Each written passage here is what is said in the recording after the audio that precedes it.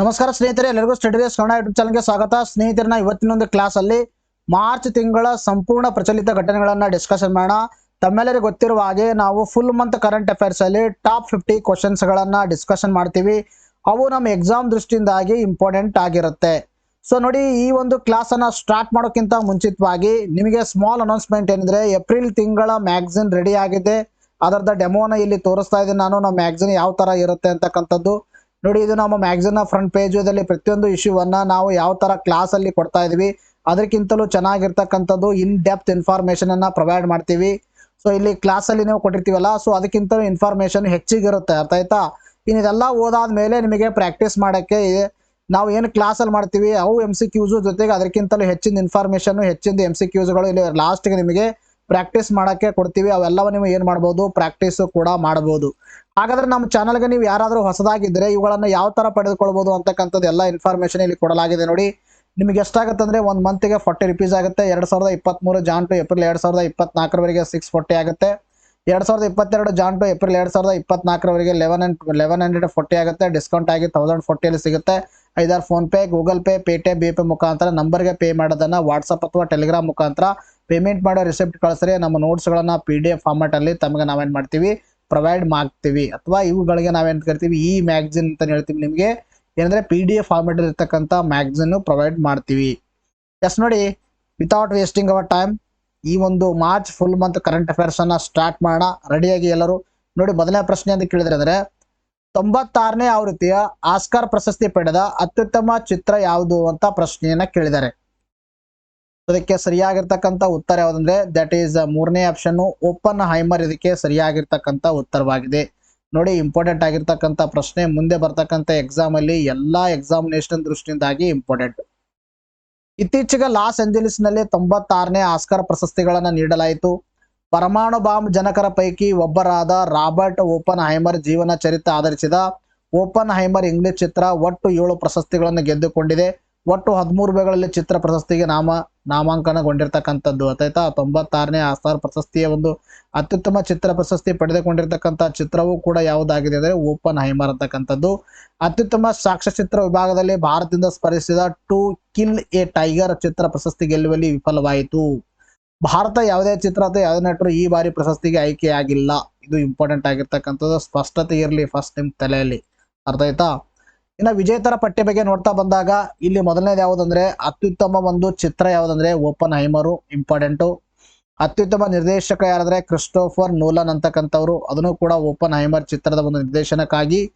ಇನ್ನು ಅತ್ಯುತ್ತಮ ನಟ ಯಾರಂದ್ರೆ ಸಿಲಿಯನ್ ಮರ್ಫಿ ಅಂತಕ್ಕಂಥವ್ರು, ಓಪನ್ ಹೈಮರ್ ಚಿತ್ರ. ಇನ್ನು ಅತ್ಯುತ್ತಮ ನಟಿ ಯಾರಂದ್ರೆ ಎಮ್ಮಾ ಸ್ಟೋನ್ಸ್ ಅಂತಕ್ಕಂಥವ್ರು, ಪೂರ್ ಥಿಂಗ್ಸ್ ಅಂತಕ್ಕಂಥ ಒಂದು ಚಿತ್ರಕ್ಕೆ ಅತ್ಯುತ್ತಮ ನಟಿ ಪ್ರಶಸ್ತಿಯನ್ನು ಪಡೆದುಕೊಂಡಿದ್ದಾರೆ. ಅತ್ಯುತ್ತಮ ಪೋಷಕ ನಟ ಯಾರಂದ್ರೆ ರಾಬರ್ಟ್ ಡೌನಿ ಅಂತಕ್ಕಂಥವ್ರು ಪಡೆದುಕೊಂಡಿದ್ದಾರೆ. ಇವೆಲ್ಲ ಎಕ್ಸಾಮ್ ದೃಷ್ಟಿಯಿಂದಾಗಿ ಇಂಪಾರ್ಟೆಂಟ್. ನಿಮಗೆ ಅತ್ಯುತ್ತಮ ನಟರೇ ಕೇಳಬಹುದು, ನಟಿಯರೇ ಕೇಳಬಹುದು, ಚಿತ್ರರೇ ಕೇಳಬಹುದು, ಅಥವಾ ನಿರ್ದೇಶಕ ಆದರೂ ಕೂಡ ಕೇಳಬಹುದು. ಅದಾಯ್ತಾ? ಇನ್ನ ಲೆಸ್ ಇಂಪಾರ್ಟೆಂಟ್ ಇರೋ ಅತ್ಯುತ್ತಮ ಪೋಷಕ ನಟಿ ಡೆವಿನ್ ಜಾ ಅಂತಕ್ಕಂಥದ್ದು. ಮೂಲ ಚಿತ್ರಕಥೆ ಯಾವುದಂದ್ರೆ ಅನಾಟಮಿ ಆಫ್ ಎ ಫಾಲ್ ಅಂತಕ್ಕಂಥ ಒಂದು ಚಿತ್ರಕ್ಕೆ ಸಿಕ್ತಿರ್ತಕ್ಕಂಥದ್ದು. ಇನ್ನು ಆಸ್ಕಾರ್ ಪ್ರಶಸ್ತಿಗಳ ಬಗ್ಗೆ ಮಾತಾಡ್ತಾ ಬಂದಾಗ ಅಕಾಡೆಮಿ ಪ್ರಶಸ್ತಿಗಳನ್ನ ಸಾಮಾನ್ಯವಾಗಿ ಮತ್ತು ಈಗ ಅಧಿಕೃತವಾಗಿ ಆಸ್ಕಾರ್ ಎಂದು ಕರೆಯಲಾಗುತ್ತದೆ. ಆಯ್ತಾ? ಅಕಾಡೆಮಿ ಪ್ರಶಸ್ತಿಗಳಂತ ಕರೀತಿದ್ರು, ಈಗ ಆಸ್ಕಾರ್ ಪ್ರಶಸ್ತಿ ಎಂದು ಕರೆಯಲಾಗುತ್ತೆ. ಮೊದಲ ಪ್ರಶಸ್ತಿ ನೋಡಿದ್ರು 1929. ಪ್ರಶಸ್ತಿ ನೀಡುವ ಸಂಸ್ಥೆ ಯಾವ್ದಂದ್ರೆ US ಮೂಲದ academy of motions picture arts and science, AMPAS ಅಂತ ಹೇಳ್ತೀವಿ. ಇದು ಇಂಪಾರ್ಟೆಂಟ್ ಆಗಿರ್ತಕ್ಕಂಥದ್ದು. ಆಸ್ಕಾರ್ ಪ್ರಶಸ್ತಿ ಯಾರು ನೀಡ್ತಾರ, ಅತ್ಯುತ್ತಮ ನಟ ಯಾರು, ಅತ್ಯುತ್ತಮ ನಟಿ ಯಾರು, ಅತ್ಯುತ್ತಮ ನಿರ್ದೇಶಕ ಯಾರು, ಅತ್ಯುತ್ತಮ ಚಿತ್ರ ಯಾವುದು, ಮೊದಲ ಬಾರಿಗೆ ನೀಡಿದ್ದು ಯಾವಾಗ, ಮತ್ತೆ ಯಾರು ನೀಡ್ತಾರ. This much information you have to be remember in our mind. ನೋಡಿ, ನೆಕ್ಸ್ಟ್ ಪ್ರಶ್ನೆ ಕೇಳಿದ್ರೆ ಪ್ರಿಜ್ಕರ್ ಪ್ರಶಸ್ತಿ ಯಾವ ಒಂದು ಕ್ಷೇತ್ರಕ್ಕೆ ಸಂಬಂಧಿಸಿದೆ ಅಂತ ಪ್ರಶ್ನೆಯನ್ನ ಕೇಳಿದ್ದಾರೆ. ಅದಕ್ಕೆ ಸರಿಯಾಗಿರ್ತಕ್ಕಂಥ ಉತ್ತರ ವಾಸ್ತುಶಿಲ್ಪ ಇದಕ್ಕೆ ಸರಿಯಾಗಿರ್ತಕ್ಕಂಥ ಉತ್ತರವಾಗಿದೆ. ಇದನ್ನು ಕೂಡ ಇಂಪಾರ್ಟೆಂಟ್ ಆಗಿರ್ತಕ್ಕಂಥ ಪ್ರಶ್ನೆ. ಜಪಾನ್ ವಾಸ್ತುಶಿಲ್ಪ ರಿಕೆನ್ ಯಮಾಮೋಟೋ ಅವರು 2024 ಒಂದು ಪ್ರಿಜ್ಕರ್ ಪ್ರಶಸ್ತಿಯನ್ನ ಪಡೆದಿದ್ದಾರೆ.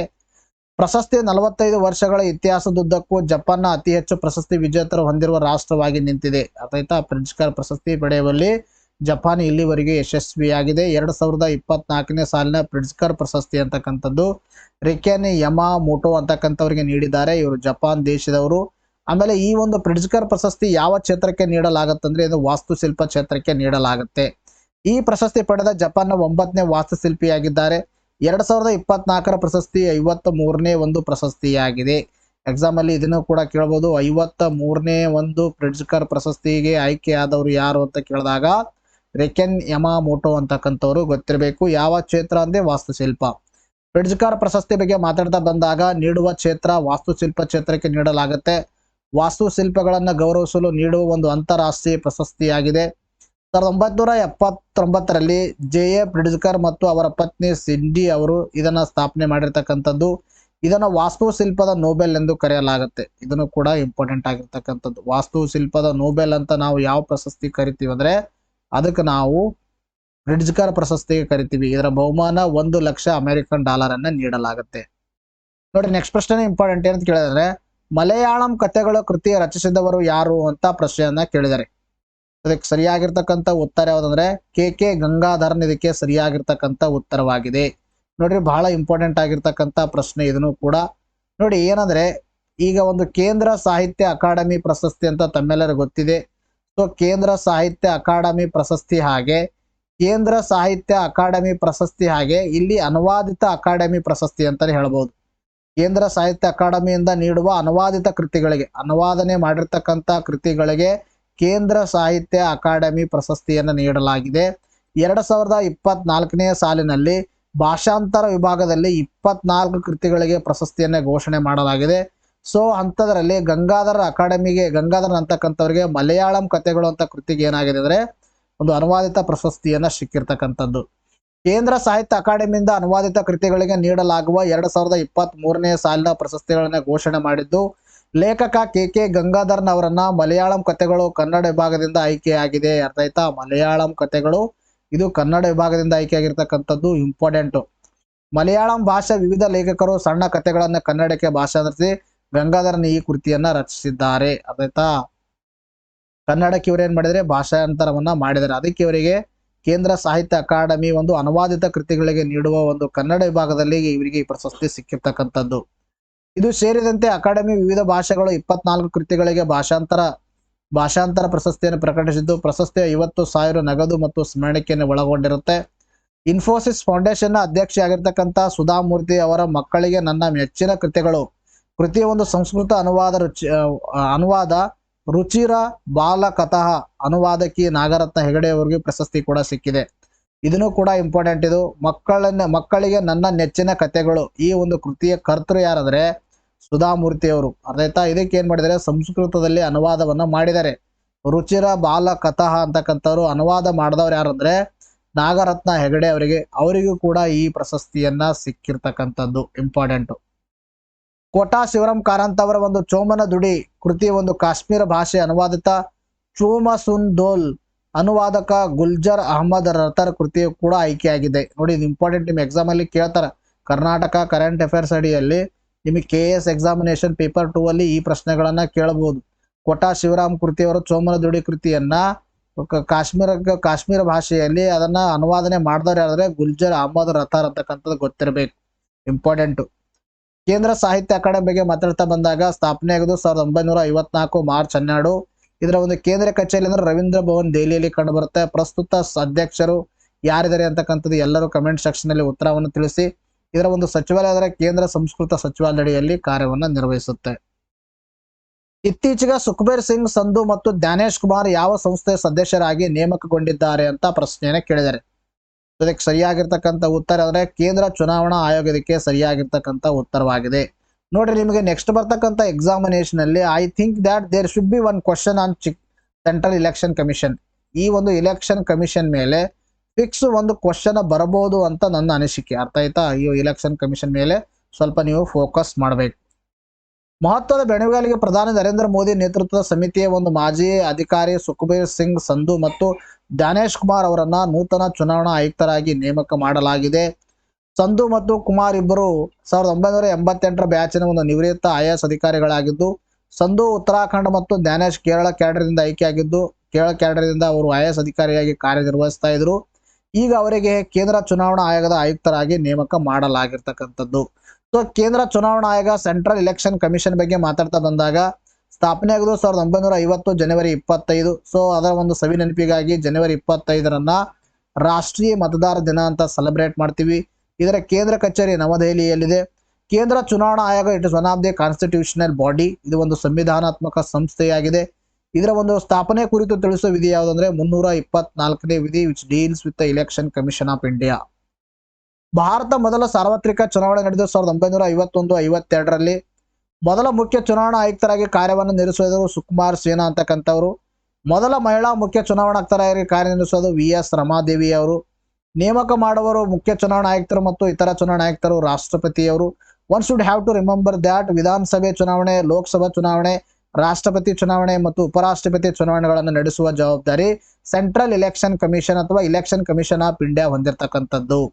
ಇನ್ನ ಒಂದು ಸ್ಥಳೀಯ ಸಂಸ್ಥೆಗಳಿಗೆ that is municipality and panchayat ಸಿಸ್ಟಮ್ಗಳಿಗೆ ಇಲೆಕ್ಷನ್ ನಡೆಸುವ ಜವಾಬ್ದಾರಿ ಎದರದಿದೆ ಅಂದ್ರೆ ಸ್ಟೇಟ್ ಎಲೆಕ್ಷನ್ ಕಮಿಷನ್ ಇದೆ ಅಂತಕ್ಕಂಥದ್ದು.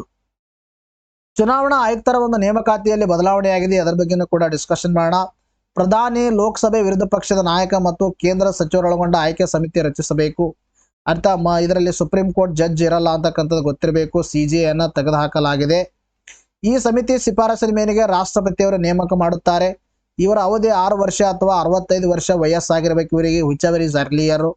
ಪ್ರಸ್ತುತ ಮುಖ್ಯ ಚುನಾವಣಾ ಆಯುಕ್ತರಾಗಿ ಕಾರ್ಯವನ್ನು ಯಾರು ನಿರ್ವಹಿಸ್ತಾ ಇದ್ದಾರೆ ಅಂದ್ರೆ Rajiv Kumar is the right answer. ನೋಡಿ 3 ಮಂದಿ ಹೆಸರು ಗೊತ್ತಿರಬೇಕು, ಧ್ಯಾನೇಶ್ ಕುಮಾರ್, ಸಂಧು ಮತ್ತು ತದನಂತರದಲ್ಲಿ ಇನ್ನೊಬ್ಬರು ಯಾರಂದ್ರೆ ಸುಖಬೀರ್ ಸಿಂಗ್ ಮತ್ತು ಧ್ಯಾನೇಶ್ ಕುಮಾರ್ ಅಂತಕ್ಕಂಥವ್ರು. ಅದ್ರ ಜೊತೆಗೆ ರಾಜೀವ್ ಕುಮಾರ್ ಅವರು. ಈ 3 ಜನ ಪ್ರಸ್ತುತವಾಗಿ ಇಲೆಕ್ಷನ್ ಕಮಿಷನ್ ಆಫ್ ಇಂಡಿಯಾದಲ್ಲಿ ಕಾರ್ಯವನ್ನ ನಿರ್ವಹಿಸ್ತಾ ಇದ್ದಾರೆ. 2022ನೇ ಸಾಲಿನ ಮಾನವ ಅಭಿವೃದ್ಧಿ ಸೂಚ್ಯಾಂಕದಲ್ಲಿ ಭಾರತ ಸ್ಥಾನ ಎಷ್ಟು ಅಂತ ಪ್ರಶ್ನೆಯನ್ನ ಕೇಳಿದ್ದಾರೆ. ನೋಡ್ರಿ, ಬಹಳ ಇಂಪಾರ್ಟೆಂಟ್ ಆಗಿರ್ತಕ್ಕಂಥ ಪ್ರಶ್ನೆ. ಸೊ ಇದಕ್ಕೆ ಸರಿಯಾಗಿರ್ತಕ್ಕಂಥ ಉತ್ತರ ಯಾವ್ದಂದ್ರೆ ದಟ್ ಈಸ್ 134. ಇದಕ್ಕೆ ಸರಿಯಾಗಿರ್ತಕ್ಕಂಥ ಉತ್ತರ ಹ್ಯೂಮನ್ ಡೆವಲಪ್ಮೆಂಟ್ ಇಂಡೆಕ್ಸ್ ಆಯ್ತಾ. Human development index it is one of the important index to measure the development in the various nations. ವಿವಿಧ ದೇಶಗಳಲ್ಲಿ ಒಂದು ಯಾವ ತರ ಅಭಿವೃದ್ಧಿ ಇದೆ ಅರ್ಥ ಆಯ್ತಾ, ಅಭಿವೃದ್ಧಿ ಸಾಧಿಸಿದ್ದಾರೆ ಅಂತಕ್ಕಂಥದ್ದು. ಸೊ ಡೆವಲಪ್ಮೆಂಟ್ ಬಗ್ಗೆ ಮಾತಾಡ್ತಾ ಇದೀವಿ, ಬೆಳವಣಿಗೆ ಅಲ್ಲ, ಡೆವಲಪ್ಮೆಂಟ್ ಆಯ್ತಾ. ಎಷ್ಟೆಷ್ಟು ಡೆವಲಪ್ಮೆಂಟ್ ಆಗಿದೆ ಅಂತಕ್ಕಂಥದ್ದು ನೋಡಕ್ಕೆ it is one of the index. So ಈ ಇಂಡೆಕ್ಸ್ ಅನ್ನ ಯುನೈಟೆಡ್ ನೇಷನ್ ಇದು ಯಾವ್ದು ಬರ್ತದೆ ಅಂದ್ರೆ UNDP ಏನ್ ಮಾಡುತ್ತೆ, ಇದು ಈ ಒಂದು ಇಂಡೆಕ್ಸ್ ಅನ್ನ ಬಿಡುಗಡೆ ಮಾಡುತ್ತೆ. So United Nation Development Programme ಅಂತ ಹೇಳ್ತೀವಿ. ಸೊ ಇದ್ರ ಕುರಿತು ಇನ್ ಡೆಪ್ತ್ ಆಗಿ ನಾವು ಇನ್ಫಾರ್ಮೇಶನ್ ಅನ್ನ ಕಲೆಕ್ಟ್ ಮಾಡೋಣ. ಬಿಕಾಸ್ ಸುಮಾರು ಬಾರಿ ಎಕ್ಸಾಮ್ ಅಲ್ಲಿ ಪ್ರಶ್ನೆನ ಕೇಳಿದ್ರೆ ಎಷ್ಟು ಆಯಾಮದಾಗಿದೆ, ಯಾವ ಪರಿಗಣನೆ ತೆಗೆದುಕೊಳ್ಳಲಾಗುತ್ತೆ, ಈ ತರ ಪ್ರಶ್ನೆಗಳು. ಮಾನವ ಅಭಿವೃದ್ಧಿ ಸೂಚ್ಯಂಕದಲ್ಲಿ 2022ರಲ್ಲಿ ಭಾರತ 193 ದೇಶಗಳ ಪೈಕಿ 134ನೇ ಸ್ಥಾನ ಪಡೆದುಕೊಂಡಿದೆ. 2021ರಲ್ಲಿ 191 ದೇಶಗಳ ಪೈಕಿ 135ನೇ ಸ್ಥಾನ ಪಡೆದಿತ್ತು. ಹಿಂದಿನ ವರ್ಷಕ್ಕೆ ಹೋಲಿಸಿದರೆ ಎಲ್ಲಾ HDI ಸೂಚ್ಯಂಕಗಳಲ್ಲಿ ಸುಧಾರಣೆಯಾಗಿದೆ. somewhat we improved but it is not a satisfactory in nature what the present government is arguing. ಅರ್ಥ ಆಯ್ತಾ. ಪ್ರೆಸೆಂಟ್ ಗೌರ್ಮೆಂಟ್ ಏನೋ ಅಷ್ಟೊಂದು ಡೆವಲಪ್ಮೆಂಟ್ ಮಾಡಿದೀವಿ, ಅಷ್ಟೊಂದು ಗ್ರೋತ್ ಮಾಡಿದೀವಿ ಅಂತ ಏನು ಹೇಳ್ತಾ ಇತ್ತು. ಸೊ ಅಷ್ಟು ನಾವು ಇಂಪ್ರೂವ್ಮೆಂಟ್ ಏನೋ ಕಂಡಿಲ್ಲ. ಬಟ್ ಆದ್ರೂ ಕೂಡ we are in the projection to improving. ಅರ್ಥ ಆಯ್ತಾ. ಭಾರತ ಸ್ಕೋರ್ 0.63 ಇಂದಾಗಿ 2021ರಲ್ಲಿ 0.633 ಇತ್ತು. 2022ರಲ್ಲಿ 6.44 ಇದೆ. ಇಷ್ಟು ಸ್ಕೋರ್ ಮುಖಾಂತರ ಭಾರತ 2022ರಲ್ಲಿ 134ನೇ ಸ್ಥಾನ ಪಡೆದುಕೊಂಡಿದೆ.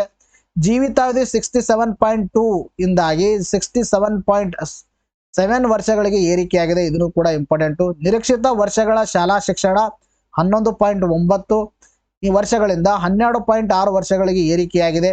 ಮತ್ತು ತಲಾವಾರು ಒಟ್ಟು ರಾಷ್ಟ್ರೀಯ ಆದಾಯ $6,542 ಇಂದ $6,951 ಹೆಚ್ಚಾಗಿದೆ. These are the very important point for your KS examination. You have to be note down, you have to be aware with these point. ಅರ್ಥ ಆಯ್ತಾ. 67.2 ಇಂದ 67.7ಗೆ ಏರಿಕೆಯಾಗಿದೆ. 11.9 ಇಂದ 12.6ಗೆ ಏರಿಕೆಯಾಗಿದೆ. 6,542ರಿಂದ 6,951ಕ್ಕೆ ಹೆಚ್ಚಿಗೆಯಾಗಿದೆ. ಸೊ ಹೆನ್ಸ್ ಏನಂದ್ರೆ ನಾವು 0.633 ಇಂದಾಗಿ 0.64 ಏನಾಗಿದೆ ಅಂದ್ರೆ ನಮ್ಮ ಒಂದು HDI score has been increase. ಲಿಂಗ ಅಸಮಾನತೆ ಕಡಿಮೆ ಮಾಡುವಲ್ಲಿ ಭಾರತ ಪ್ರಗತಿ. ಭಾರತ ಲಿಂಗ ಅಸಮಾನತೆಯನ್ನು ಕಡಿಮೆ ಮಾಡುವಲ್ಲಿ ಪ್ರಗತಿಯನ್ನು ತೋರಿಸಿದೆ ಮತ್ತು ಲಿಂಗ ಅಸಮಾನತೆ ಸೂಚ್ಯಂಕ 2022ರಲ್ಲಿ 166 ದೇಶಗಳಲ್ಲಿ 108ನೇ ಸ್ಥಾನದಲ್ಲಿ ಇರತಕ್ಕಂಥದ್ದು. ಭಾರತ ನೆರೆಹೊರೆ ದೇಶಗಳ ಒಂದು HDI ರ್ಯಾಂಕ್ ಬಗ್ಗೆ ನಾವು ಮಾತಾಡ್ತಾ ಬಂದಾಗ ಶ್ರೀಲಂಕಾ 78 ನಮ್ಕ ಮುಂದಿದೆ, ಚೀನಾ ನಮ್ಕ ಮುಂದಿದೆ, ಭೂತಾನು ನಮ್ಕ ಮುಂದಿದೆ, ಬಾಂಗ್ಲಾದೇಶ ಕೂಡ ನಮ್ಕ ಮುಂದಿದೆ, ನೇಪಾಳ ನಮ್ಕ ಹಿಂದಿದೆ, ಇನ್ನು ಪಾಕಿಸ್ತಾನ 164ನೇ ಸ್ಥಾನದಲ್ಲಿದೆ. ಅರ್ಥ ಆಯ್ತಾ. ಕಂಪೇರ್ ಮಾಡಿದಾಗ Nepal and Pakistan is these two countries only neighbouring countries below the India. ಅರ್ಥ ಆಯ್ತಾ? ಇನ್ನು ಬಿಡುಗಡೆ ಮಾಡೋರು ಯಾರು ಅಂತ ನೋಡ್ತಾ ಬಂದಾಗ ವಿಶ್ವ ಸಂಸ್ಥೆ ಅಭಿವೃದ್ಧಿ ಕಾರ್ಯಕ್ರಮ, ಯುನೈಟೆಡ್ ನೇಷನ್ ಡೆವಲಪ್ಮೆಂಟ್ ಪ್ರೋಗ್ರಾಮು. ಈ ಸೂಚ್ಯಾಂಕವು 3 ಮೂಲಭೂತ ಆಯಾಮಗಳಲ್ಲಿ ದೇಶದ ಸರಾಸರಿ ಸಾಧನೆಯನ್ನು ಅಳೆಯಲಾಗುತ್ತೆ. 3 ಮೂಲಭೂತ ಆಯಾಮಗಳಂದ್ರೆ ಒಂದು ದೀರ್ಘ ಮತ್ತು ಆರೋಗ್ಯಕರ ಜೀವನ, ಲಾಂಗ್ ಅಂಡ್ ಹೆಲ್ತಿ ಲೈಫ್. ಇನ್ನೊಂದು ಶಿಕ್ಷಣ, ಮೂರನೇದು ಯೋಗ್ಯ ಜೀವನ ಮಟ್ಟ, ಡೀಸೆಂಟ್ ಸ್ಟ್ಯಾಂಡರ್ಡ್ ಆಫ್ ಲೈಫ್. ಅರ್ಥ ಆಯ್ತಾ? ಇವು ಪ್ರಮುಖವಾಗಿ 3 ಆಯಾಮಗಳು. ಈ 3 ಆಯಾಮಗಳನ್ನ 4 ಸೂಚ್ಯಾಂಕಗಳಾಗಿ ಏನ್ ಮಾಡಿದ್ರೆ ಲೆಕ್ಕ ಹಾಕಲಾಗುತ್ತೆ. 4 ಸೂಚ್ಯಗಳಲ್ಲಿ ಒಂದು ಲೈಫ್ ಎಕ್ಸ್ಪೆಕ್ಟೆನ್ಸಿ ಅಂತ ಹೇಳ್ತೀವಿ, ಹುಟ್ಟುವಾಗಲಿನ ಜೀವಿತ ಸಮಯ ನಿರೀಕ್ಷೆ. ಇಂದು ಶಾಲಾ ಶಿಕ್ಷಣದ ಸರಾಸರಿ ವರ್ಷಗಳು, ಮೀನ್ ಇಯರ್ ಆಫ್ ಸ್ಕೂಲಿಂಗ್. ನಿರೀಕ್ಷಿತ ವರ್ಷಗಳ ಶಾಲಾ ಶಿಕ್ಷಣ, ಎಕ್ಸ್ಪೆಕ್ಟೆಡ್ ಇಯರ್ ಆಫ್ ಸ್ಕೂಲಿಂಗ್. ಒಟ್ಟು ರಾಷ್ಟ್ರೀಯ ಆದಾಯ, GNI, ತಲಾ gross national income per capital ಅಂತಕ್ಕಂಥದ್ದು. ಇವು 4 ಸೂಚಕಗಳು, ಇವು 3 ಆಯಾಮಗಳು. 3 ಆಯಾಮಗಳಲ್ಲಿ ಒಂದು ಎಜುಕೇಶನ್ ಇದೆ, ಒಂದು ಎಜುಕೇಶನ್, ಒಂದು ಹೆಲ್ತ್, ಇನ್ನೊಂದು ಯಾವುದಂದ್ರೆ ಸ್ಟ್ಯಾಂಡರ್ಡ್ ಆಫ್ ಲಿವಿಂಗ್. ಈ 3 ಆಯಾಮಗಳು 4 ಸೂಚಕಗಳನ್ನು ಬೆಳೆಸ್ಕೊಂಡು ಈ ಒಂದು ಸೂಚ್ಯಾಂಕವನ್ನು ಬಿಡುಗಡೆ ಮಾಡ್ತೀವಿ. ಭಾರತ ಮತ್ತು ಮಾನವ ಅಭಿವೃದ್ಧಿ ಸೂಚ್ಯಾಂಕದಲ್ಲಿ ಸ್ಕೋರ್ ನೋಡ್ತಾ ಬಂದಾಗ ಯಾವುದೇ ನಿರ್ದಿಷ್ಟ ದೇಶ 0.54 ಅಂಕಗಳ ಗಳಿಸಿದರೆ ಅದು ಲೋ ಸ್ಕೋರಿಂಗ್ ವಿಭಾಗದಲ್ಲಿ ಬರುತ್ತೆ. ಆಯ್ತಾ? ನಮ್ದು ಎಷ್ಟಂದ್ರೆ 0.64 ಇದೆ. ಸೊ ಇದರಲ್ಲಿ low scoring, medium scoring, high scoring ಕಂಟ್ರಿಗಳಿರ್ತವೆ. 0.549ಕ್ಕಿಂತ ಇದ್ರೆ ಅದು ಲೋ ಸ್ಕೋರಿಂಗು. 0.55 to 0.69 ಅಂಕಗಳ ಗಳಿಸಿದ್ರೆ ಅದನ್ನ ಮೀಡಿಯಂ ಸ್ಕೋರಿಂಗ್ ಅಂತ ಹೇಳ್ತೀವಿ. So India is the medium scoring country. 0.7 ಇಂದ 0.79 ಅಂಕ ಗಳಿಸಿದ್ರೆ ಅದು ಹೈ ಸ್ಕೋರಿಂಗ್ ಅಂತ ಹೇಳ್ತೀವಿ ಈ ವಿಭಾಗದಲ್ಲಿ. ಅರ್ಥ ಆಯ್ತಾ? ಅಂದ್ರೆ ಹೈ ಸ್ಕೋರಿಂಗ್ ಕಂಟ್ರಿ ಅದಕ್ಕೆ ಹೇಳ್ತೀವಿ ನಾವು 0.70 ಇಂದ 0.79. ಇನ್ನು 0.80 ಅಷ್ಟು ಅಥವಾ ಅದಕ್ಕಿಂತ ಹೆಚ್ಚು ಅಂಕಗಳನ್ನು ಗಳಿಸಿದ್ರೆ ಅವುಗಳಿಗೆ ನಾವು ಹೈ ಸ್ಕೋರಿಂಗ್ ಕಂಟ್ರಿ ಅಂತ ಕರಿತೀವಿ. ನೋಡಿ, ಎಲ್ಲ ಇನ್ಫಾರ್ಮೇಶನ್ ಅನ್ನ ತಮಗೆ ನಾನು ಇನ್ನೊಂದು ಬಾರಿ ರಿವೈಸ್ ಮಾಡಿದ್ದೀನಿ. ನಮ್ಮ ಮ್ಯಾಗಝಿನ್ ಇಂದಾನೆ ಈ ಒಂದು ಇನ್ಫಾರ್ಮೇಶನ್ ಅನ್ನ ತೆಗೆದುಕೊಂಡಿವಿ. ಇದೇ ತರನಾಗಿ ಇನ್ ಡೆಪ್ತ್ ಇನ್ಫಾರ್ಮೇಶನ್ ನಮ್ಮ ಮ್ಯಾಗಝಿನ್ ಅಲ್ಲಿ ಸಿಗುತ್ತೆ. ಇದು ನಮ್ಮ ಮ್ಯಾಗಝಿನ್ ದೇ ಸ್ನಿಪೆಟ್. ಅರ್ಥ ಆಯ್ತಾ? ಯುನೈಟೆಡ್ ನೇಷನ್ ಡೆವಲಪ್ಮೆಂಟ್ ಪ್ರೋಗ್ರಾಮ್ ಬಗ್ಗೆ ಮಾತಾಡ್ತಾ ಬಂದಾಗ ಇದು ಸ್ಥಾಪನೆ ಆಗಿದ್ದು 1965. ಕೇಂದ್ರ ಕಚೇರಿ ನ್ಯೂಯಾರ್ಕ್ ದಲ್ಲಿದೆ. ಇದರ ಒಂದು ಪೋಷಕ ಸಂಸ್ಥೆ ಅಂದ್ರೆ United Nation Economic and Social Council ಅಂತ ಇರುತ್ತೆ. So it is a permanent ಒಂದು ಪರ್ಮನೆಂಟ್ ಅಂಗದ ಅಡಿಯಲ್ಲಿ ಇದು ಕಾರ್ಯನಿರ್ವಹಿಸುತ್ತೆ. ಬಡತನವನ್ನು ತೊಡೆದು ಹಾಕಲು ಮತ್ತು ಸುಸ್ಥಿರ ಆರ್ಥಿಕ ಬೆಳವಣಿಗೆ ಮತ್ತು ಮಾನವ ಅಭಿವೃದ್ಧಿಯನ್ನು ಸುಧಾರಿಸಲು ದೇಶಗಳಿಗೆ ಸಹಾಯ ಮಾಡುವ ಒಂದು ವಿಶ್ವಸಂಸ್ಥೆ ವಿಶೇಷ ಅಂಗವಾಗಿದೆ. Which one is United Nation Development Programme ಅಂತಕ್ಕಂಥದ್ದು. ಇದು 36 ಸದಸ್ಯ ಕಾರ್ಯನಿರ್ವಾಹಕ ಮಂಡಳಿಯಿಂದ ಆಡಳಿತವನ್ನು ನಡೆಸಲ್ಪಡುತ್ತೆ. ಅರ್ಥ ಆಯ್ತಾ? ಇದನ್ನು ಕೂಡ ಗೊತ್ತಿರಬೇಕು. ಇದರ ಸೆಕ್ರೆಟರಿ ಜನರಲ್ ನಂತರ 3ನೇ ಉನ್ನತ ಶ್ರೇಣಿ UN ಅಧಿಕಾರಿಯಾಗಿದ್ದಾರೆ. ಇದು ಗೊತ್ತಿರಲಿಲ್ಲ, ತುಂಬಾ ಸಣ್ಣ ಪುಟ್ಟ ಮಾಹಿತಿ. ನೆಕ್ಸ್ಟ್ ಪ್ರಶ್ನೆ ಇಂಪಾರ್ಟೆಂಟ್. 2024 ಒಂದು ಮಹಿಳಾ ಪ್ರೀಮಿಯರ್ ಲೀಗ್ ಟೂರ್ನಿ ಒಂದು ಚಾಂಪಿಯನ್ ತಂಡ ಯಾವುದು ಅಂತ ಪ್ರಶ್ನೆ ಕೇಳಿದರೆ ಸೊ ಅದಕ್ಕೆ ಸರಿಯಾಗಿರ್ತಕ್ಕಂಥ ಉತ್ತರ ಅಂದ್ರೆ ರಾಯಲ್ ಚಾಲೆಂಜರ್ಸ್ ಬೆಂಗಳೂರು. ಇದಕ್ಕೆ ಸರಿಯಾಗಿರ್ತಕ್ಕಂಥ ಉತ್ತರ. ನೋಡಿ, ಇದು ಬಹಳ ಇಂಪಾರ್ಟೆಂಟ್ ಮತ್ತು ಈ ಒಂದು ನ್ಯೂಸ್ ನಮ್ಮ ಕನ್ನಡಿಗರ ದೃಷ್ಟಿಯಿಂದಾಗಿ ಕೂಡ ಇಂಪಾರ್ಟೆಂಟ್.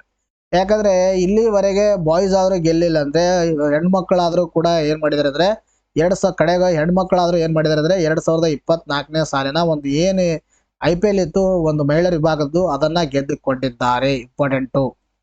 ರಾಯಲ್ ಚಾಲೆಂಜರ್ಸ್ ಬೆಂಗಳೂರು ಮಹಿಳೆಯರ ತಂಡವು ಮಹಿಳಾ ಪ್ರೀಮಿಯರ್ ಲೀಗ್ ಟೂರ್ನಿ ಒಂದು ಪ್ರಶಸ್ತಿ ಗೆದ್ದಿದೆ. RCB ಪುರುಷರ ತಂಡವು 16 ವರ್ಷಗಳಿಂದ ಪ್ರಶಸ್ತಿ ಬಯಸುವ ಕನಸು ಈಡೇರಿಸಿಲ್ಲ. ಆದರೆ ಇದೀಗ ಸ್ಮೃತಿ ಮಂದನ ನಾಯಕತ್ವದ ಮಹಿಳಾ ತಂಡವು WPL ಒಂದು 2ನೇ ಆವೃತ್ತಿಯಲ್ಲಿಯೇ ಪ್ರಶಸ್ತಿಯನ್ನ ಜಯಿಸಿದೆ. RCB ಪುರುಷರ ತಂಡ 2009, 2011, 2016ರಲ್ಲಿ ಫೈನಲ್ ತಲುಪಿದರೂ ಕೂಡ ನಮಗೆ ತೃಪ್ತಿಯಾಗಿಲ್ಲ. ಬಟ್ ಈ ಬಾರಿನೂ ಕೂಡ ತೃಪ್ತಿಯಾಗಲ್ಲ ಅಂತ ಅನ್ಕೊಂಡಿದೀವಿ. ಬಟ್ ನೋಡೋಣ ಏನಾಗುತ್ತೆ ಅಂತ ಮುಂದೆ ಬರ್ತಕ್ಕಂಥ ಮ್ಯಾಚ್ಗಳನ್ನ ವೀಕ್ಷಣೆ ಮಾಡೋಣ. ಮಹಿಳಾ ತಂಡ ಚೊಚ್ಚಲ ಬಾರಿ ಫೈನಲ್ಗೆ ಏರಿದರೆ ಯಾವುದೇ ಒಂದು ತಪಸ್ಸಿಗೆ ಟ್ರೋಫಿಯನ್ನು ಮುತ್ತಿಗೆಟ್ಟಿದ್ದಾರೆ, ಗೆದ್ದುಕೊಂಡಿದ್ದಾರೆ. ಅರುಣ್ ಜೇಟ್ಲಿ ಕ್ರೀಡಾಂಗಣದಲ್ಲಿ ನಡೆದ ಫೈನಲ್ದಲ್ಲಿ 8 ವಿಕೆಟ್ಗಳಿಂದ ಡೆಲ್ಲಿ ಕ್ಯಾಪಿಟಲ್ಸ್ ಅನ್ನು ಮಣಿಸುವ ಮುಖಾಂತರ RCB ಒಂದು ಚಾಂಪಿಯನ್ ಆಗಿ ಹೊರಹೊಮ್ಮಿದೆ. ಚಾಂಪಿಯನ್ RCB ತಂಡ 6 ಕೋಟಿ ನಗದು ಬಹುಮಾನ ಪಡೆಯಿತು ಮತ್ತು ರನ್ನರ್ ಅಪ್ ಆಗಿರ್ತಕ್ಕಂಥ ತಂಡಕ್ಕೆ 3 ಕೋಟಿ ಬಹುಮಾನವನ್ನ ನೀಡಲಾಯಿತು. ಪ್ರಶಸ್ತಿಗಳ ಬಗ್ಗೆ ಮಾತಾಡ್ತಾ ಬಂದಾಗ ಟೂರ್ನಿಯ ಶ್ರೇಷ್ಠ ಆಟಗಾರ್ತಿ ದೀಪ್ತಿ ಶರ್ಮಾ UP ವಾರಿಯರ್ಸ್ ಇವರು. ಇನ್ನು ಉದ್ಯೋನ್ಮುಖ ಆಟಗಾರರಾಗಿ ಶ್ರೇಯಾಂಕಾ ಪಾಟೀಲ್ ಅವರು. Purple cap Shreyanka Patil. ಇನ್ನು ಆರೆಂಜ್ ಕ್ಯಾಪ್ಗೆ LC ಫೆರಿ ಅವರು RCB ವತಿಯಿಂದ. ಇನ್ನು ವುಮೆನ್ಸ್ ಪ್ರೀಮಿಯರ್ ಲೀಗ್ ಬಗ್ಗೆ ನಾವು ಮಾತಾಡ್ತಾ ಬಂದಾಗ ಪ್ರಾಯೋಜಕತ ಕಾರಣಗಳಿಂದಾಗಿ ಇದಕ್ಕೆ ಟೈಟಾ WPL ಅಂತ ಕರಿತೀವಿ. ಭಾರತದಲ್ಲಿ ಮಹಿಳಾ T20 ಕ್ರಿಕೆಟ್ ಫ್ರಾಂಚೈಸ್ ಲೀಗ್ ಆಗಿದೆ ಇದೊಂದು. ಇದು board of control for cricket in India ಒಡೆತನದಲ್ಲಿ ಮತ್ತು ಇದು ನಿರ್ವಹಣೆ ಆಗುತ್ತೆ. ಯಾರು ನಡೆಸ್ತಾರಂತಕ್ಕಂಥ ಗೊತ್ತಿರಬೇಕು. ಆಮೇಲೆ ಇದಕ್ಕೆ ಪ್ರಾಯೋಜಕತೆ ಕಾರಣದಿಂದ ಏನಂತ ಕರಿತೀವಿ ಗೊತ್ತಿರಬೇಕು. ಆಮೇಲೆ ಇದಕ್ಕೆ ಮಹಿಳಾ ಒಂದು T20 ಪಕ್ಕ ಫ್ರಾಂಚೈಸ್ ಲೀಗ್ ಇದೆ. ಮಹಿಳೆಯರ ವಿಭಾಗದ T20 ಮೊದಲ ಆವೃತ್ತಿ 2023ರಲ್ಲಿ ಮೊದಲ ಆವೃತ್ತಿ ಗೆದ್ದ ತಂಡ ಮುಂಬೈ ಇಂಡಿಯನ್ಸ್ ಅಂತಕ್ಕಂಥದ್ದು ಕೂಡ ಮಾಹಿತಿ ಇರಬೇಕು. 2023-24 ಪ್ರತಿಷ್ಠಿತ ರಣಜಿ ಟ್ರೋಫಿ ಗೆದ್ದ ತಂಡ ಯಾವುದು ಅಂತ ಪ್ರಶ್ನೆ ಕೇಳಿದರೆ ಅದಕ್ಕೆ ಸರಿಯಾಗಿರ್ತಕ್ಕಂಥ ಉತ್ತರ Mumbai is the right answer.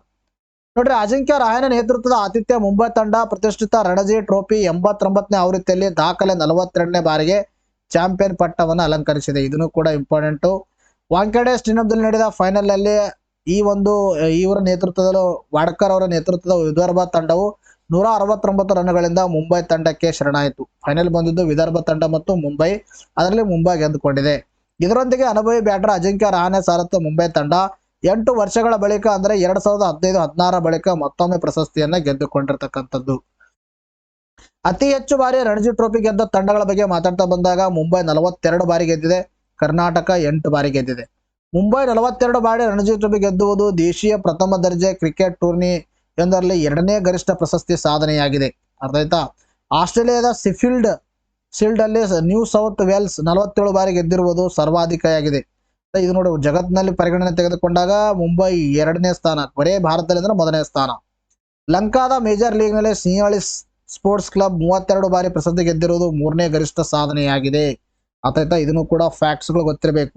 ಇನ್ನು ರಣಜಿ ಟ್ರೋಫಿ ಬಗ್ಗೆ ಮಾತಾಡ್ತಾ ಬಂದಾಗ ಭಾರತದಲ್ಲಿ ಆಡಲಾಗುವ ಪ್ರಧಾನ ದೇಶೀಯ ಪ್ರಥಮ ದರ್ಜೆ ಕ್ರಿಕೆಟ್ ಚಾಂಪಿಯನ್ಶಿಪ್ ಆಗಿದೆ ಇದನ್ನು ಭಾರತ ಕ್ರಿಕೆಟ್ ನಿಯಂತ್ರಣ ಮಂಡಳಿ ವಾರ್ಷಿಕವಾಗಿ ಆಯೋಜನೆ ಮಾಡುತ್ತೆ. 1934ರಿಂದ BCCI ಇದನ್ನು ಆಯೋಜನೆ ಮಾಡ್ತಾ ಬಂದಿದೆ. ಪಂದ್ಯಾವಳಿಯನ್ನು ಪ್ರಾರಂಭಿಸಿದಾಗ ಇದನ್ನು the cricket championship of India ಅಂತ ಕರೆಯಲಾಗ್ತಾ ಇತ್ತು. ಈಗ ರಣಜಿ ಟ್ರೋಫಿ ಅಂತ ಕರೆಯಲಾಗ್ತಾ ಇದೆ. 1935ರಲ್ಲಿ ಇದನ್ನ ರಣಜಿತ್ ಸಿಂಗ್ಜಿ ಅವರ ಒಂದು ಹೆಸರನ್ನ ಮರುನಾಮಕರಣ ಮಾಡಲಾಯಿತು. ಅವರು ಅಂತಾರಾಷ್ಟ್ರೀಯ ಕ್ರಿಕೆಟ್ ಆಡಿದ ಮೊದಲ ಭಾರತೀಯರಾಗಿದ್ದರು. ಅರ್ಥಾತ್ ಅದಕ್ಕೆ ಇದರಿಂದ ರಣಜಿ ಟ್ರೋಫಿ ಅಂತ ಹೆಸರನ್ನು ನೀಡಲಾಗಿದೆ. 1896ರಿಂದ 1902ರವರೆಗೆ ಇಂಗ್ಲೆಂಡ್ ತಂಡದ ಒಂದು ಪರವಾಗಿ ಇವರು ಏನ್ ಮಾಡಿದ್ರೆ ಆಟವನ್ನ ಆಡಿರ್ತಕ್ಕಂಥವ್ರು. ನೋಡ್ರಿ, ನಿಮಗೆ ಈಗಾಗಲೇ ಹೇಳಿದೀನಿ, ಯಾರು ನಮಗೆ ಇದೇ ತರನಾಗಿ ಕ್ವಾಲಿಟೀಸ್ ಕಂಟೆಂಟ್ ಇರತಕ್ಕಂಥ ಮ್ಯಾಗಝಿನ್ಸ್ಗಳು ಬೇಕು. 1 ಮಂತ್ಗೆ 40 ಆಗುತ್ತೆ. 2023 ಜಾನ್ ಟು ಏಪ್ರಿಲ್ 2024ರವರೆಗೆ 640 ಆಗುತ್ತೆ. 2022 ಜಾನ್ ಟು ಏಪ್ರಿಲ್ 2024 1040 ಆಗುತ್ತೆ. KS ತಗೊಳ್ಳೋರು ಶುಡ್ ಬಿ ಇದು ತಗೋಬೇಕು ನೀವು. ಇನ್ನು ಯಾರು PDO PSI ಇವೆಲ್ಲ ಓದ್ತಾ ಇದ್ರಿ 2023ರಿಂದ ಓದ್ಕೊಳ್ಳಿ. ಯಾವ ತರ ತಗೋಬೇಕಂದ್ರೆ PhonePe, Google Pay, Paytm, BP ಮುಖಾಂತರ ನಂಬರ್ಗೆ ಪೇ ಮಾಡೋದನ್ನ ವಾಟ್ಸಪ್ ಮುಖಾಂತರ ಪೇಮೆಂಟ್ ಮಾಡೋ ರಿಸಿಪ್ಟ್ ಕಳಿಸಿದ್ರೆ ನಮ್ಮ ನೋಟ್ಸ್ಗಳನ್ನು ತಮಗೆ ಸಾಫ್ಟ್ ಫಾರ್ಮೆಟ್ ಅಥವಾ PDF ಫಾರ್ಮೆಟ್ ಅಲ್ಲಿ ನಾವೇನ್ ಮಾಡ್ತೀವಿ ಪ್ರೊವೈಡ್ ಮಾಡ್ತೀವಿ. ಯಾವ ತರ MCQs ಇದೆ ಇವೆಲ್ಲ ನಿಮಗೆ ಪ್ರಾಕ್ಟೀಸ್ ಕ್ವಶನ್ ಸಿಗುತ್ತೆ, ಎಷ್ಟು ಡೆಪ್ತ್ ಇನ್ಫಾರ್ಮೇಶನ್ ಸಿಗುತ್ತೆ, ಅದೆಲ್ಲ ಟೈಪಿಂಗ್ ಮಾಡಿರ್ತಕ್ಕಂಥದ್ದು ನೀವು ಆರಾಮಾಗಿ ಪ್ರಿಂಟ್ಔಟ್ ತಗೊಂಡು ಓದ್ಕೋಬಹುದು. ಅರ್ಥ ಆಯ್ತಾ? ನೋಡಿ, ನೆಕ್ಸ್ಟ್ ಕ್ವಶನ್ ಕೇಳಿದ್ರೆ ಅಂದ್ರೆ ಟೈಗರ್ ಟ್ರಯಂಫ್ ಸಮರಾಭ್ಯಾಸ ಯಾವ ದೇಶಗಳ ಮಧ್ಯೆ ನಡೆಯುತ್ತಿರುವ ಸಮರಾಭ್ಯಾಸವಾಗಿದೆ ಅಂತ ಕೇಳಿದರೆ ಸರಿಯಾಗಿರ್ತಕ್ಕಂಥ ಉತ್ತರ ಭಾರತ ಮತ್ತು ಅಮೆರಿಕ. ಭಾರತ ಮತ್ತು US ನಡುವಿನ ಸ್ಥಾಪಿತ ಪಾಲುದಾರಿಕೆ ಅನುಗುಣವಾಗಿ 2 ದೇಶಗಳ ನಡುವೆ ದ್ವಿಪಕ್ಷೀಯ ಸೇವಾ ಮಾನವೀಯ ನೆರವು ಮತ್ತು ವಿಪತ್ತು ಪರಿಹಾರ ವ್ಯಾಯಾಮವಾಗಿರ್ತಕ್ಕಂಥ ಟೈಗರ್ ಟ್ರಯಂಫ್ 24 ಪೂರ್ವ ಸಮುದ್ರ ತೀರದಲ್ಲಿ ಮಾರ್ಚ್ 18ರಿಂದ 24ರವರೆಗೆ ನಿಗದಿಯಾಗಿದೆ. ಅಂದ್ರೆ ನಡೆದು ಹೋಗಿದೆ, ಗೊತ್ತಿರಬೇಕು. ಇದೊಂದು ಸೇವಾ ಒಂದು ಮಾನವೀಯ ನೆರವು ವಿಪತ್ತು ಪರಿಹಾರ ವ್ಯಾಯಾಮ ಟೈಗರ್ ಟ್ರಯಂಫ್ ಅಂತಕ್ಕಂಥದ್ದು ಭಾರತ ಮತ್ತು US ನಡುವೆ ನಡೆಯುತ್ತೆ. ಭಾರತ ಮತ್ತು ಅಮೆರಿಕ ಅರ್ಥಾತ್ ಅಮೆರಿಕ ನಡುವೆ ನಡೆಯುವ ಒಂದು ಇತರ ಸಮರಾಭ್ಯಾಸಗಳು ವಜ್ರ ಪ್ರಹಾರ್, ಯುದ್ಧಾಭ್ಯಾಸ ಮತ್ತು ಟೈಗರ್ ಟ್ರಯಂಫ್. ಇಂಪಾರ್ಟೆಂಟ್ ಆಗಿರ್ತಕ್ಕಂಥವು ಗೊತ್ತಿರಬೇಕು.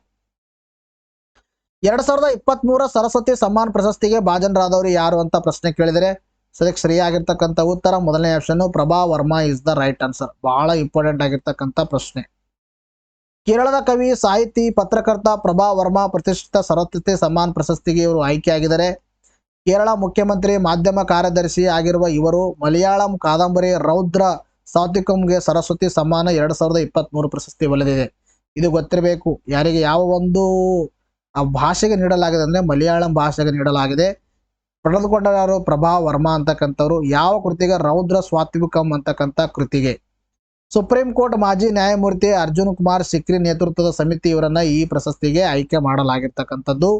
ಇನ್ನು ಸರಸ್ವತಿ ಸಮ್ಮಾನ ಬಗ್ಗೆ ಮಾತಾಡ್ತಾ ಬಂದಾಗ 1991ರಲ್ಲಿ ಸ್ಥಾಪನೆಯಾಗಿದೆ. ಈ ಪ್ರಶಸ್ತಿಯನ್ನು KK ಬಿರ್ಲಾ ಫೌಂಡೇಶನ್ ಪ್ರಶಸ್ತಿ ನೀಡುತ್ತೆ. ತದನಂತರದಲ್ಲಿ ಪ್ರಶಸ್ತಿಯ ಅರ್ಹತೆ ಬಗ್ಗೆ ಮಾತಾಡ್ತಾ ಬಂದಾಗ ಸಂವಿಧಾನದ 22 ಭಾಷೆಗಳಲ್ಲಿ ಉತ್ತಮ ಸಾಹಿತ್ಯ ರಚನೆ ಕೃತಿಗಳಿಗೆ ಈ ಪ್ರಶಸ್ತಿಯನ್ನು ನೀಡಲಾಗುತ್ತೆ. ಮೊದಲ ಬಾರಿ ಪ್ರಶಸ್ತಿ ಪಡೆದವರು ಹರವಂಶರಾಯ್ ಬಚ್ಚನ್ ಅಂತಕ್ಕಂಥವ್ರು. ಈ ಒಂದು ಪ್ರಶಸ್ತಿಯ ಮೊತ್ತ ಎಷ್ಟು ಅಂದ್ರೆ 15 ಲಕ್ಷ ರೂಪಾಯಿಗಳನ್ನ ನೀಡಲಾಗುತ್ತೆ. ಇಂಪಾರ್ಟೆಂಟ್ ಆಗಿರ್ತಕ್ಕಂಥ ಇನ್ಫಾರ್ಮೇಶನ್. ಪರಿಶಿಷ್ಟ ಜಾತಿಯ ರಾಷ್ಟ್ರೀಯ ಆಯೋಗದ ಅಧ್ಯಕ್ಷರಾಗಿ ನೇಮಕಗೊಂಡವರು ಯಾರು ಅಂತ ಪ್ರಶ್ನೆ ಕೇಳಿದರೆ ಅದಕ್ಕೆ ಸರಿಯಾಗಿರ್ತಕ್ಕಂಥ ಉತ್ತರ Kishore Makwan is the right answer. ನೋಡಿ, ಕಿಶೋರ್ ಮಕ್ಕನ್ ಅವರು ಪರಿಶಿಷ್ಟ ಜಾತಿಗಳ ರಾಷ್ಟ್ರೀಯ ಆಯೋಗದ ಒಂದು ಅಧ್ಯಕ್ಷರಾಗಿ ಅಧಿಕಾರವನ್ನು ವಹಿಸಿಕೊಂಡಿದ್ದಾರೆ. 18 ಜುಲೈ 2023ರಂದು ವಿಜಯ್ ಸಂಪ್ಲಾ ರಾಜೀನಾಮೆ ನೀಡಿದ ನಂತರ ಈ ಒಂದು national commission for scheduled caste ಏನಿದೆ, ಸೊ ಅದಕ್ಕೆ ಏನಾಗಿತ್ತಂದ್ರೆ ಈ ಒಂದು ಹುದ್ದೆ ಖಾಲಿಯಾಗಿತ್ತು. ಇತ್ತೀಚೆಗೆ ಇವರನ್ನ ನೇಮಕ ಮಾಡಲಾಗಿರ್ತಕ್ಕಂಥದ್ದು. ಅರ್ಥಾಯ್ತಾ?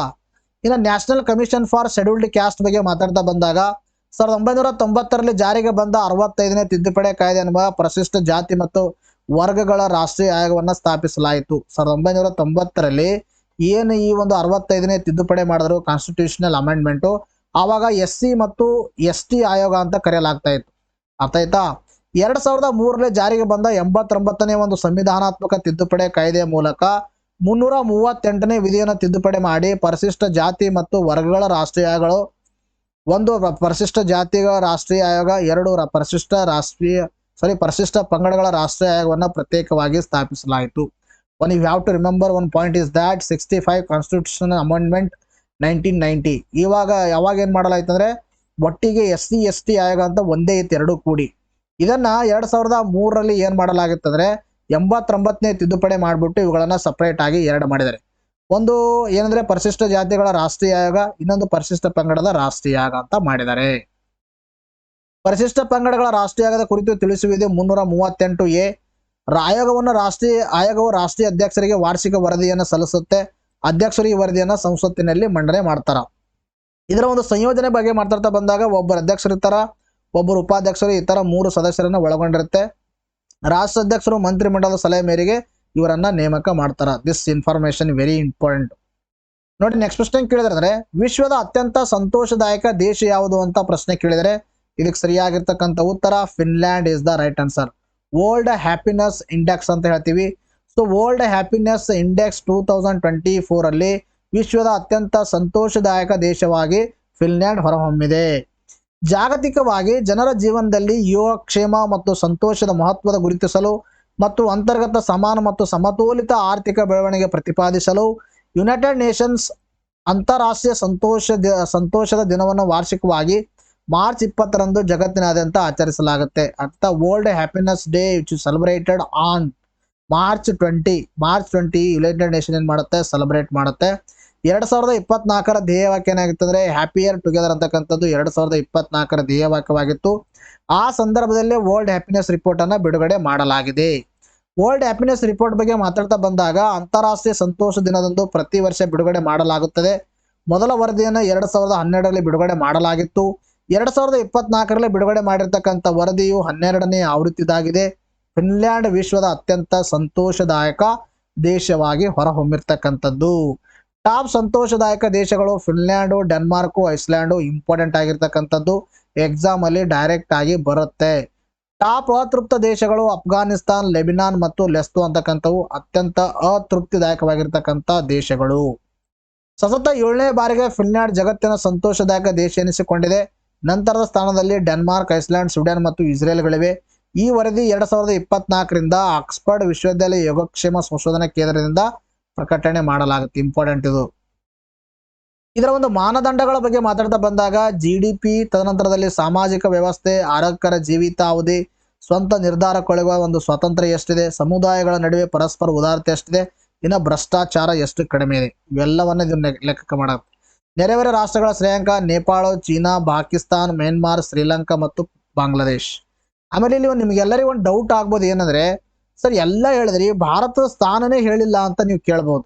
ಸೊ ಅರ್ಥ ಆಯ್ತಾ? ನಾನು ಇಂಟೆನ್ಸ್ನಲ್ಲಿ ಆ ಸ್ಲೈಡ್ ಅನ್ನ ರಿಮೂವ್ ಮಾಡಿದ್ದೀನಿ. ಅರ್ಥ ಆಯ್ತಾ?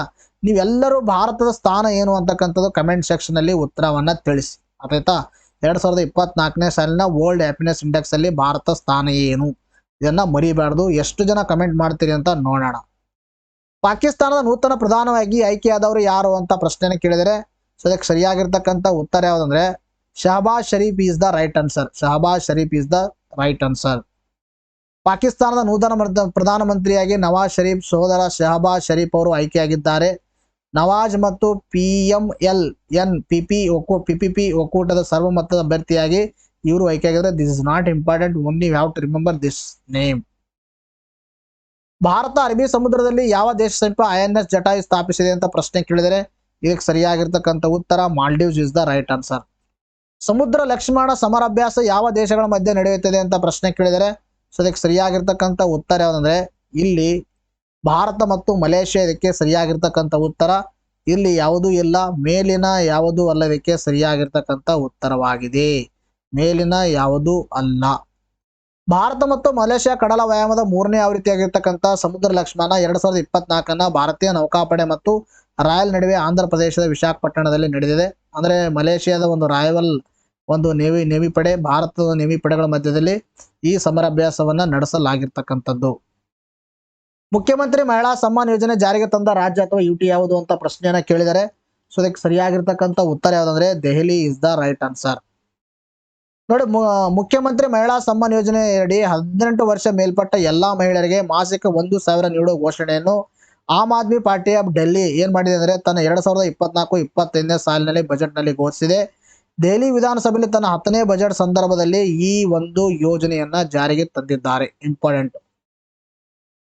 ದೇಶದ 2ನೇ ಅತ್ಯುತ್ತಮ ವನ್ಯಜೀವಿ ಪ್ರಶಸ್ತಿಗೆ ಭಾಜನವಾದದ್ದು ಯಾವುದಂದ್ರೆ ಕರ್ನಾಟಕದ ತಾಣ ಯಾವುದಂದ್ರೆ ಇದಕ್ಕೆ ಸರಿಯಾಗಿರ್ತಕ್ಕಂಥ ಉತ್ತರ ಬಂಡೀಪುರ. ವಿಶ್ವ ವ್ಯಾಪಾರ ಸಂಘಟನೆ 13ನೇ ಮಂತ್ರಿ ಸಮ್ಮೇಳನ ಯಾವ ದೇಶದಲ್ಲಿ ಜರುಗಿತು ಅಂತ ಪ್ರಶ್ನೆ ಕೇಳಿದರೆ ಇದಕ್ಕೆ ಸರಿಯಾಗಿರ್ತಕ್ಕಂಥ ಉತ್ತರ UAE is the right answer. ವಿಶ್ವ ವ್ಯಾಪಾರ ಸಂಘಟನೆ 17ನೇ ಮಂತ್ರಿ ಸಮ್ಮೇಳನ UAE ಆಯೋಜನೆ ಮಾಡಲಾಗಿತ್ತು. ಈ ಸಭೆ ಅಬುಧಾಬಿಯಲ್ಲಿ ಜರುಗಿತ್ತು. UAE ಒಂದು ಅಬುಧಾಬಿಯಲ್ಲಿ. ಸಮ್ಮೇಳನದ ಅಧ್ಯಕ್ಷತೆಯನ್ನು ಡಾಕ್ಟರ್ ಥಾನಿ ಬಿನ್ ಅಹಮದ್ ಅಲ್ ಜಯೋದಿ ಅಂತಕ್ಕಂಥವ್ರು ವಹಿಸಿಕೊಂಡಿದ್ರು. ಇಂಪಾರ್ಟೆಂಟು. ಈ ಸಭೆಯಲ್ಲಿ 2 ದೇಶಗಳು ವಿಶ್ವ ವ್ಯಾಪಾರ ಸಂಘಟನೆಯ ಸದಸ್ಯತ್ವವನ್ನು ಪಡೆದಿದ್ದಾವೆ. ಒಂದು ಯೂನಿಯನ್ ಆಫ್ ಕೊಮೊರೊ ಅಂತಕ್ಕಂಥದ್ದು ಇಂಪಾರ್ಟೆಂಟು, ಇನ್ನೊಂದು democratic republic of Timor Leste, ಬಹಳ ಇಂಪಾರ್ಟೆಂಟ್. ಇದು ಏನಾಗಿದೆ, 2 ದೇಶಗಳು WTO ಅಧಿಕೃತ ಮೆಂಬರ್ ಆಗಿ ಹೊರಹೊಮ್ಮಿವೆ. ಈ ಮೂಲಕ ವಿಶ್ವ ವ್ಯಾಪಾರ ಸಂಘಟನೆ ಸದಸ್ಯರ ಸಂಖ್ಯೆ 166ಕ್ಕೆ ಏರಿಕೆಯಾಗಿರ್ತಕ್ಕಂಥದ್ದು. ವಿಶ್ವ ವ್ಯಾಪಾರ ಸಂಘಟನೆ ಇದಕ್ಕಿಂತ ಮುಂಚಿತವಾಗಿ ಗ್ಯಾಟ್ ಅಂತ ಕರೆಯಲಾಗ್ತಾ ಇತ್ತು. ಗ್ಯಾಟ್ 1948ರಲ್ಲಿ ಜಾರಿಗೆ ಬಂದಿದೆ. ಇದಕ್ಕೆ ನೀಡಿರ್ತಕ್ಕಂಥ ಸಾಂಸ್ಥಿಕ ರೂಪವೇ WTO. ಇದು ಸ್ಥಾಪನೆಯಾಗಿದ್ದು 1995 ಜನವರಿ 1ರಂದು. ಭಾರತ ಅವಾಗೇ ಇದರ ಸದಸ್ಯತ್ವವನ್ನು ಪಡೆದುಕೊಂಡಿದೆ. ಇದರ ಕೇಂದ್ರ ಕಚೇರಿ ಎಲ್ಲಿದೆ ಅಂದ್ರೆ ಜಿನೇವಾ. ಯಾವ ರಾಜ್ಯವು ಅತಿ ಹೆಚ್ಚು ಚಿರತೆಗಳನ್ನು ಹೊಂದಿದೆ ಅಂತ ಪ್ರಶ್ನೆ ಕೇಳಿದರೆ ಅದಕ್ಕೆ ಸರಿಯಾಗಿರ್ತಕ್ಕಂಥ ಉತ್ತರ ಅಂದ್ರೆ Madhya Pradesh is the right answer. 5ನೇ ಆವೃತ್ತಿಯ ಚಿರತೆಗಳ ಸ್ಥಿತಿ ವರದಿ 2022 ಬಿಡುಗಡೆಯಾಗಿದ್ದು ಈ ಒಂದು ವರದಿಯನ್ನ ರಾಷ್ಟ್ರೀಯ ಹುಲಿ ಸಂರಕ್ಷಣಾ ಪ್ರಾಧಿಕಾರ, wild life institute of India ಜೊತೆಗೂಡಿ ವರದಿಯನ್ನ ಸಿದ್ಧಪಡಿಸಿವೆ. 4 ವರ್ಷಕ್ಕೆ ಒಂದು ಬಾರಿ ವರದಿಯನ್ನು ಬಿಡುಗಡೆ ಮಾಡಲಾಗುತ್ತೆ. ಫಸ್ಟ್ ಟೈಮ್ ಬಿಡುಗಡೆ ಮಾಡಿದ್ದು 2018ರಲ್ಲಿ. ಇಂಪಾರ್ಟೆಂಟ್ ಎಲ್ಲ ಫ್ಯಾಕ್ಟ್ಸ್ಗಳು. ದೇಶಾದ್ಯಂತ 2018ರಿಂದ 2022 ಒಂದು 4 ವರ್ಷ ಅವಧಿಯಲ್ಲಿ 1022 ಚಿರತೆಗಳು ಹೆಚ್ಚಳವಾಗಿವೆ. 2018ರಲ್ಲಿ 12,852 ಚಿರತೆಗಳು ಇದ್ದವು. ಒಟ್ಟಾರೆಯಾಗಿ ಇನ್ಕ್ರೀಸ್ ಆಗಿದೆ. 2018ರಿಂದ ಪ್ರಾರಂಭವಾಗಿದೆ. ಪ್ರತಿ 4 ವರ್ಷಗೊಮ್ಮೆ ಬಿಡುಗಡೆ ಮಾಡಲಾಗುತ್ತೆ ಅಂತಕ್ಕಂಥದ್ದು ಗೊತ್ತಿರಲಿ. 2022ರ ಅಂತ್ಯದಲ್ಲಿ 13,874 ಚಿರತೆಗಳಿದೆ ಭಾರತದಲ್ಲಿ ಎಂದು ಚಿರತೆ ಸ್ಥಿತಿಗತಿ ಅಂದ್ರೆ ಕೇಂದ್ರ ಪರಿಸರ ಸಚಿವಾಲಯ ಏನ್ ಮಾಡಿದೆ, ವರದಿಯನ್ನು ತಿಳಿಸಿರ್ತಕ್ಕಂಥದ್ದು. ಮಧ್ಯಪ್ರದೇಶವು ಹೆಚ್ಚು ಚಿರತೆಗಳು ಹೊಂದಿರುವ ರಾಜ್ಯ ಎನಿಸಿಕೊಂಡಿದೆ. ಮಹಾರಾಷ್ಟ್ರ 2ನೇ ಸ್ಥಾನದಲ್ಲಿದೆ ಅಂತಕ್ಕಂಥದ್ದು. ಇನ್ನು ಕರ್ನಾಟಕ 3ನೇ ಸ್ಥಾನದಲ್ಲಿದೆ. ಇಷ್ಟು ಮಾಹಿತಿ ಗೊತ್ತಿರಲಿ.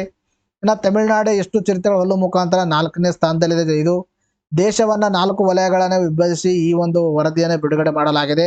ಎಲ್ಲಾ ಮಾಹಿತಿಯನ್ನು ಇದರಲ್ಲಿ ನೀಡಲಾಗಿದೆ. ಎಲ್ಲರೂ ಸ್ಕ್ರೀನ್ ಶಾಟ್ ತಗೊಳ್ಳಿ. ಅರ್ಥ ಆಯ್ತಾ? ಜನ ಔಷಧಿ ಯೋಜನೆಗೆ ಸೇರ್ಪಡೆಗೊಂಡ ಮೊದಲ ದೇಶ ಯಾವುದು ಅಂತ ಪ್ರಶ್ನೆಯನ್ನು ಕೇಳಿದರೆ ಸೊ ಅದಕ್ಕೆ ಸರಿಯಾಗಿರ್ತಕ್ಕಂಥ ಉತ್ತರ Mauritius is the right answer. Bharat ಜನ ಔಷಧಿ ಯೋಜನೆಗೆ ಮಾರಿಷಿಯಸ್ ಸೇರ್ಪಡೆಗೊಳ್ಳಲಿದೆ ಎಂದು ಘೋಷಿಸಿದ ಪ್ರಧಾನಿ ಈ ಯೋಜನೆಗೆ ಮಾರಿಷಿಯಸ್ ಜೊತೆಗೆ ಕೆಲಸ ಮಾಡಲಿದೆ ಎಂದು ಪ್ರಧಾನಿ ನರೇಂದ್ರ ಮೋದಿ ಇತ್ತೀಚೆಗೆ ಹೇಳಿದರು. ಭಾರತ ಜನ ಔಷಧಿ ಯೋಜನೆಗೆ ಮಾರಿಷಿಯಸ್ ಸೇರ್ಪಡೆಗೊಳ್ಳಲಿದೆ ಎಂದು ಘೋಷಿಸಿದ ಪ್ರಧಾನಿ ನರೇಂದ್ರ ಮೋದಿ ದೇಶವಾಗಲಿದೆ ಅಂತ ಹೇಳಿದ್ರೆ ಮತ್ತೆ ರಿಪೀಟ್ ಆಗಿದೆ sentence. No doubt, you have to remember 1 point.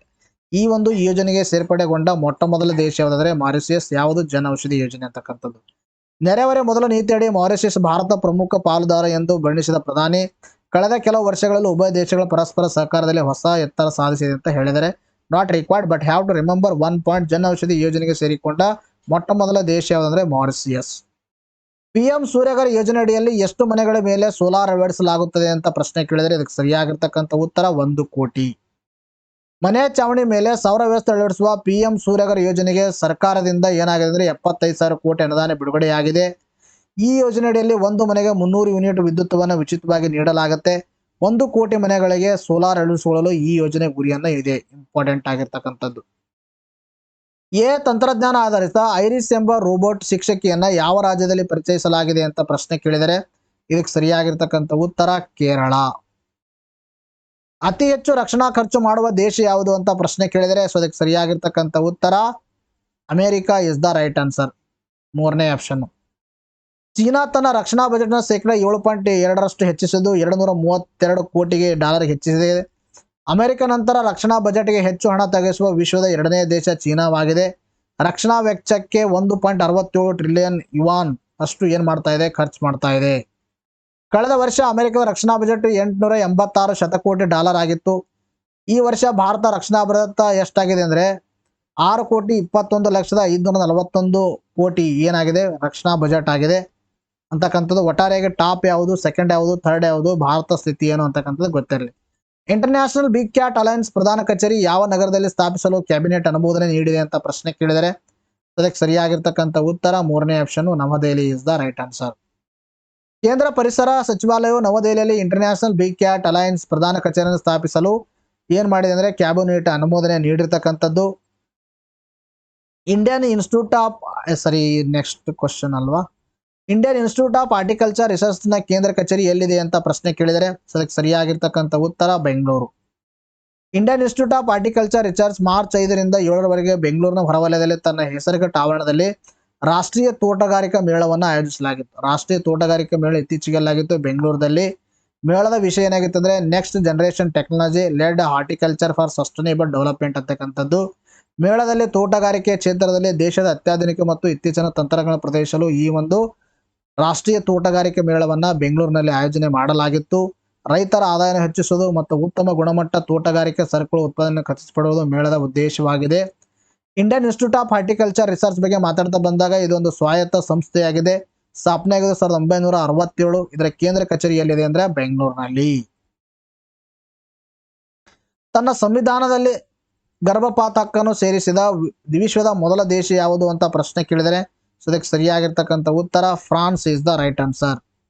France ತನ್ನ ಸಂವಿಧಾನದಲ್ಲಿ ಗರ್ಭಪಾತ ಹಕ್ಕನ್ನು ಅಳವಡಿಸಿದ ಮೊದಲ ರಾಷ್ಟ್ರ ಎಂಬ ಹೆಗ್ಗಳಿಕೆಗೆ ಪಾತ್ರವಾಗಿದೆ.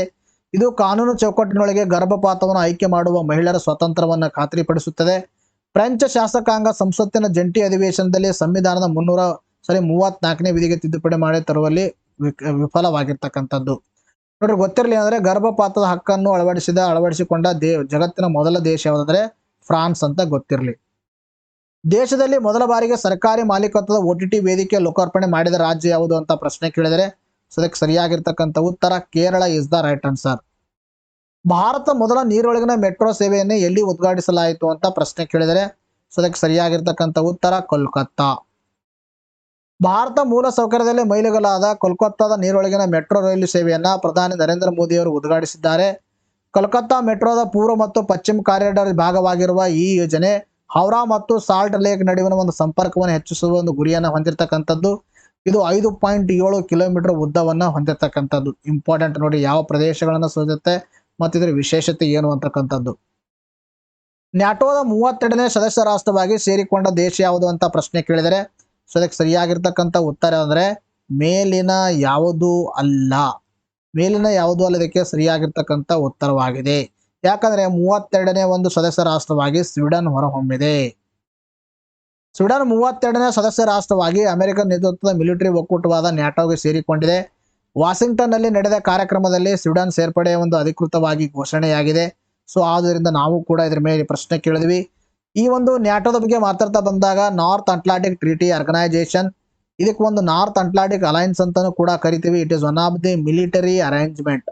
1949ರಲ್ಲಿ ಸ್ಥಾಪನೆ ಆಯಿತು. ಇದರ ಪ್ರಧಾನ ಕಚೇರಿ ಬ್ರಿಸೆಲ್ನ ಬ್ರಿಜೆಲಿಯಂ ಆಯ್ತಾ. ಬ್ರಿಸೆಲ್ ಎಲ್ಲಿದೆ? ಬೆಲ್ಜಿಯಂದಲ್ಲಿದೆ. ಇಂಪಾರ್ಟೆಂಟ್ ನೋಡ್ರಿ, ಇದು ಎಕ್ಸಾಮ್ ಅಲ್ಲಿ ಕೇಳಿದರೆ.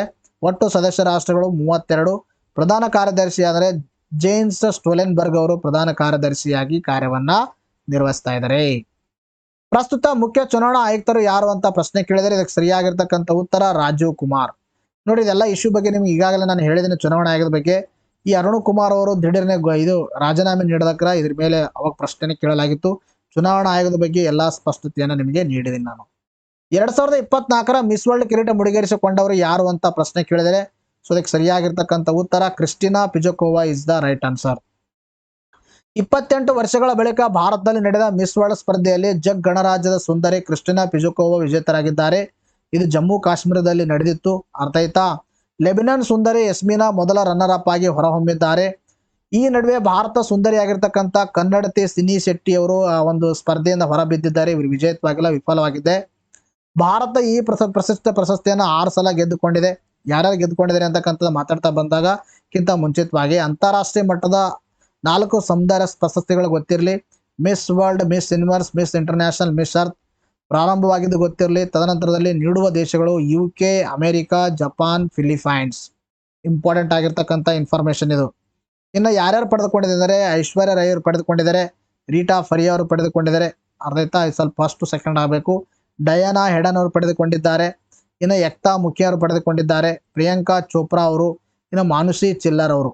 ಮಿಸ್ ವರ್ಲ್ಡ್ ಕಿರೀಟ ಪಡೆದ ಭಾರತ ಮೊದಲ ಮಹಿಳೆ ಯಾರಂದ್ರೆ ರೀಟಾ ಫರಿಯಾ. ರೀಟಾ ಫರಿಯಾದಕ್ಕೆ ಸರಿಯಾಗಿರ್ತಕ್ಕಂಥ ಉತ್ತರವಾಗಿದೆ. ಇದು ಸ್ವಲ್ಪ ಡೇಟ್ ವೇರಿಯೇಷನ್ ಆಗಿದೆ. ಭಾರತ ಪ್ಯಾರಾಒಲಿಂಪಿಕ್ ಸಮಿತಿಯ ಒಂದು ನೂತನ ಅಧ್ಯಕ್ಷರಾಗಿ ಆಯ್ಕೆಗೊಂಡವರು ಯಾರಂದ್ರೆ ಇದಕ್ಕೆ ಸರಿಯಾಗಿರ್ತಕ್ಕಂಥ ಉತ್ತರ Devendra Jhajharia is the right answer. ಇತ್ತೀಚೆಗೆ ಯಾವ ರಾಜ್ಯದಲ್ಲಿ ಕಾಟನ್ ಕ್ಯಾಂಡಿಯನ್ನು ನಿಷೇಧನೆ ಮಾಡಲಾಗಿದೆ ಅಂದ್ರೆ ದಟ್ ಈಸ್ ತಮಿಳುನಾಡು. ಇದರಿಂದ ಕ್ಯಾನ್ಸರ್ ಬರುತ್ತೆ ಅನ್ನೋ ಇಂಪ್ಯಾಕ್ಟ್ ಇಂದಾಗಿ ಇದನ್ನ ನಿಷೇಧ ಮಾಡಲಾಗಿದೆ. ರೋಡೋಮೈನ್ ಬಿ ಒಂದು ಪರಿಣಾಮದಿಂದಾಗಿ, ರೋಡೋಮೈನ್ ಬಿ ಒಂದು ಇದರಿಂದಾಗಿ ಇದನ್ನ ಏನ್ ಮಾಡಲಾಗಿದೆ ಅಂದ್ರೆ ಅಲ್ಲಿ ನಿಷೇಧವನ್ನ ಹೇರಲಾಗಿರ್ತಕ್ಕಂಥದ್ದು. ರಾಜ್ಯಸಭೆ ಎಷ್ಟು ಸದಸ್ಯರನ್ನ ನಾಮನಿರ್ದೇಶನ ಮಾಡಲಾಗುತ್ತದೆ ಅಂತ ಪ್ರಶ್ನೆ ಕೇಳಿದರೆ ಇದಕ್ಕೆ ಸರಿಯಾಗಿರ್ತಕ್ಕಂಥ ಉತ್ತರ 12. ಸಮಾಜ ಸೇವಕಿ, ದಾನಿ, ಲೇಖಕಿ ಸುಧಾಮೂರ್ತಿ ಅವರನ್ನ ರಾಷ್ಟ್ರಪತಿ ದ್ರೌಪದಿ ಮುರ್ಮು ಅವರು ರಾಜ್ಯಸಭೆಗೆ ನಾಮನಿರ್ದೇಶನ ಮಾಡಿದ್ದಾರೆ. ಅಂತಾರಾಷ್ಟ್ರೀಯ ಮಹಿಳಾ ದಿನದಂದು ಇವರಿಗೆ ನಾಮನಿರ್ದೇಶನ ಮಾಡಿದ್ದು ವಿಶೇಷ. ಇನ್ಫೋಸಿಸ್ ಫೌಂಡೇಶನ್ ಸಂಸ್ಥಾಪಕಿ ಮತ್ತು ಟ್ರಸ್ಟಿ ಕೂಡ ಆಗಿ ಇವರು ಕಾರ್ಯವನ್ನು ನಿರ್ವಹಿಸಿದ್ದಾರೆ. ಸುಧಾಮೂರ್ತಿಗೆ 2006ರಲ್ಲಿ ಭಾರತ 4ನೇ ಅತ್ಯುನ್ನತ ನಾಗರಿಕ ಪ್ರಶಸ್ತಿಯಾದ ಪದ್ಮಶ್ರೀ, 2023ರಲ್ಲಿ 2ನೇ ಅತ್ಯುನ್ನತ ನಾಗರಿಕ ಪ್ರಶಸ್ತಿಯಾದ ಪದ್ಮಭೂಷಣದಿಂದನೂ ಕೂಡ ಏನ್ ಮಾಡಲಾಗಿದೆ ಅಂದ್ರೆ ಸನ್ಮಾನ ಕೂಡ ಮಾಡಲಾಗಿದೆ. ಇನ್ನು ರಾಜ್ಯಸಭೆಗೆ ನಾಮನಿರ್ದೇಶನ ಹೇಗೆ ಅನ್ನೋದ್ರ ಬಗ್ಗೆ ಮಾತಾಡ್ತಾ ಬಂದಾಗ ಸಂವಿಧಾನದ ಪರಿಚಯದ 83 ಅಡಿಯಲ್ಲಿ ಸರ್ಕಾರದ ಶಿಫಾರಸಿನ ಮೇರೆಗೆ ರಾಜ್ಯಸಭೆಗೆ 12 ಸದಸ್ಯರನ್ನ ರಾಷ್ಟ್ರಪತಿಯವರು ನಾಮನಿರ್ದೇಶನ ಮಾಡ್ತಾರ. ನಾಮನಿರ್ದೇಶನ ಮಾಡುವ ಒಂದು ಕ್ಷೇತ್ರಗಳು ಯಾವಂದ್ರೆ ಸಾಹಿತ್ಯ ವಿಭಾಗದಲ್ಲಿ ಆಗಿರ್ಬೋದು, ವಿಜ್ಞಾನ ವಿಭಾಗದಲ್ಲಿ, ಕಲೆ ಮತ್ತು ಸಮಾಜ ಸೇವೆ ಅಂತ ಕ್ಷೇತ್ರಗಳಲ್ಲಿ ವಿಶೇಷ ಜ್ಞಾನ ಮತ್ತು ಪ್ರಾಯೋಗಿಕ ಕಲೆ ಹೊಂದಿದವರಿಗೆ, ಅನುಭವವನ್ನು ಹೊಂದಿದವರಿಗೆ 12 ಜನರನ್ನ ರಾಷ್ಟ್ರಪತಿ ನೇಮಕ ಮಾಡ್ತಾರ. ಪೌರತ್ವ ತಿದ್ದುಪಡಿ ಕಾಯ್ದೆ 2019 ಅಡಿಯಲ್ಲಿ ಯಾವ ಸಮುದಾಯಕ್ಕೆ ಪೌರತ್ವ ನೀಡಲಾಗುತ್ತಿಲ್ಲ ಅಂತ ಪ್ರಶ್ನೆ ಕೇಳಿದರೆ ಅದಕ್ಕೆ ಸರಿಯಾಗಿರ್ತಕ್ಕಂಥ ಉತ್ತರ 4ನೇ ಆಪ್ಷನ್ ಮುಸ್ಲಿಂ. ನೋಡಿ, ಪೌರತ್ವ ತಿದ್ದುಪಡಿ ಕಾಯ್ದೆ ಅಂಗೀಕಾರವಾಗಿ ಸುಮಾರು 4 ವರ್ಷಗಳ ನಂತರ ಅದನ್ನು ಜಾರಿಗೆ ತರಲು ಕೇಂದ್ರ ಸರ್ಕಾರ ಅಧಿಸೂಚನೆ ನೀಡಿತು. This context is not important, but important is that citizenship amendment act ಬಗ್ಗೆ ಮಾತಾಡ್ತಾ ಬಂದಾಗ ಪಾಕಿಸ್ತಾನ, ಅಫ್ಘಾನಿಸ್ತಾನ ಮತ್ತು ಬಾಂಗ್ಲಾದೇಶದಿಂದ 2014ರ ಒಂದು ಡಿಸೆಂಬರ್ 31ಕ್ಕೂ ಮುನ್ನ ಭಾರತಕ್ಕೆ ಬಂದ ಹಿಂದೂ, ಸಿಖ್, ಜೈನ್, ಬೌದ್ಧ, ಪಾರ್ಸಿ ಮತ್ತು ಕ್ರೈಸ್ತ ಧರ್ಮೀಯರಿಗೆ ಭಾರತ ಪೌರತ್ವ ನೀಡುವ ಕಾಯ್ದೆ ಇದಾಗಿದೆ. ಈ ಕಾಯ್ದೆಯಿಂದ ಮುಸ್ಲಿಮರನ್ನು ಹೊರಗಿಡಲಾಗಿದೆ. ಈ ಕಾಯ್ದೆ ಮೂಲಕ ವಿದೇಶಿಯರ ಕಾಯ್ದೆ 1946 ಮತ್ತು ಪಾಸ್ಪೋರ್ಟ್ ಕಾಯ್ದೆ 1920 ಅಡಿಯಲ್ಲಿ ಯಾವುದೇ ಕ್ರಿಮಿನಲ್ ಪ್ರಕರಣದಿಂದ 6 ಸಮುದಾಯಗಳಿಗೆ ವಿನಾಯಿತಿ ನೀಡಲಾಗಿದೆ ಎಕ್ಸೆಪ್ಟ್ ಮುಸ್ಲಿಂ. ಈ ಡೆಡ್ ಲೈನ್ ಡೇಟ್ ಗೊತ್ತಿರಬೇಕು, important for KS prelims examination. ಅರ್ಥ ಆಯ್ತಾ?